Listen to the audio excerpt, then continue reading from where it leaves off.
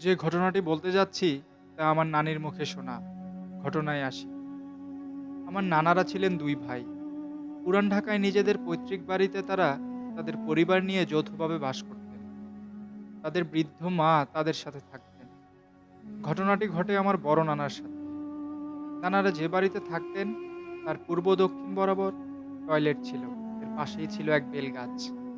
বাড়িতে একটিমাত্র টয়লেট থাকায় এবং অনেক মানুষ তা ব্যবহার করার কারণে স্বাভাবিকভাবেই তা নোংরা হতো।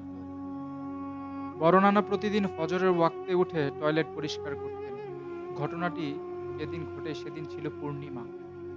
চাঁদের আলোয় চারিদিক ভেসে যাচ্ছিল।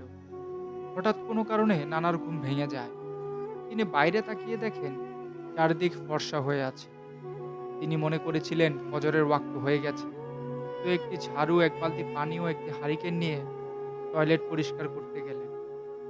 চোখে ঘুম থাকার কারণে তিনি বুঝতেই পারেননি তখনও ভোর হতে অনেক দেরি।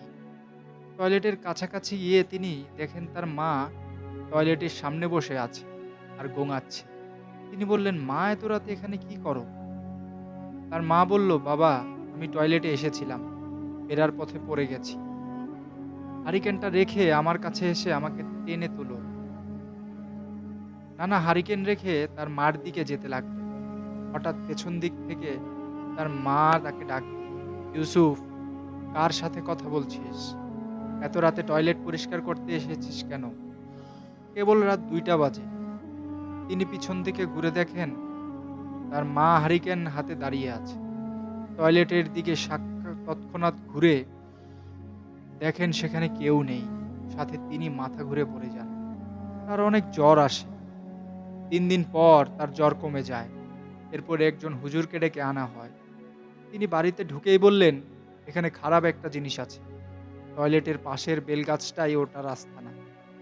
সেদিন রাতে নানার মা যদি নানাকে না থামাতেন, তাহলে জিনিসটার কাছে গেলেই তা নানাকে মেরে ফেলত। এরপর তিনি বাড়িটা বন্ধ করে দেন এবং বেলগাছটি কেটে ফেলতে বলেন। বেলগাছটি তার কথা অনুযায়ী কেটে ফেলা হয়। এরপর আর কোনো সমস্যা দেখা দেয়নি।